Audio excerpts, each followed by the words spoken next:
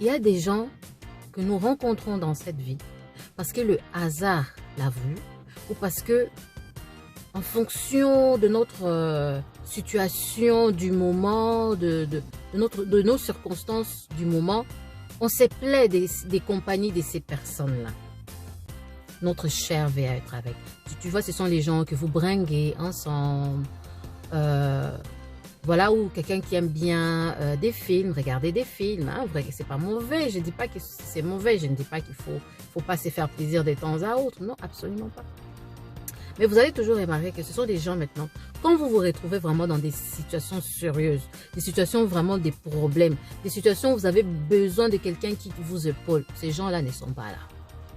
Ismaël n'allait jamais accompagner Isaac dans sa destinée. Parce que l'esclave, Agar, déjà, commençait à combattre la femme de la promesse, à qui la promesse avait été faite. Donc, tous les Ismaël de ta vie vont toujours combattre, ils te combattront, même pas parce qu'ils te donnent de mauvais conseils, non, juste parce que tu continues à garder cette compagnie-là. Ça va faire en sorte que tu n'avances pas. Ça va faire en sorte que tu n'avances pas. Et des fois, toi-même, tu peux prendre des décisions ismaéliques. Ce sont des décisions qui sont poussées par ta propre chair, par tes propres... Voilà, quand je dis la chair, ce sont tes perceptions. Hein? Mais ce sont des perceptions trompeuses. Voilà, parce que la vérité se trouve dans la parole de Dieu.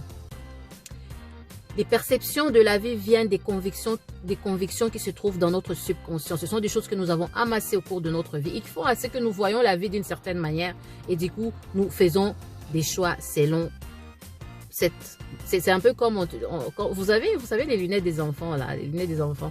Des fois c'est rose, des fois c'est bleu. Donc voilà, les choix ismaéliques, c'est comme ça. Ce sont des choix basés sur une mauvaise vision de la vie. Par contre, Isaac, c'est le fils de la destinée. Isaac, c'est le fils de la femme libre. Pour dire la femme libre là, c'est celle qui domine sur les situations, c'est celle qui domine sur les circonstances, c'est celle qui ne se laisse pas aller selon sa chair, selon ses mauvaises perceptions. Mais c'est elle qui médite, qui cherche la science et la compréhension et le discernement, qui va au fond des choses, qui cherche la sagesse, acquiert la connaissance et qui prend maintenant des décisions en fonction d'une vue dégagée. Vous savez, quand l'avion doit décoller et qu'il y a des brouillards, souvent on dit à l'avion de rester à terre. Les femmes libres sont comme ça. Le fils de la femme libre. C'est-à-dire, quand je dis c'est un concept spirituel, c'est pas un concept religieux. Moi, je ne pratique pas la religion. C'est un concept spirituel. Attachez-vous aux Isaac de vos vies. Les Isaac de vos vies, ce sont les gens qui vous amènent quelque part. C'est comme les 12 disciples de Jésus. Même Judas. Jésus a choisi Judas en sachant très bien que Judas allait le trahir. Parce que Judas devait l'amener jusqu'à la croix, qu'il meure, qu'il ressuscite et qu'il fasse ce que Dieu avait voulu qu'il fasse. Parce que Jésus aussi, c'est le fils de la destinée.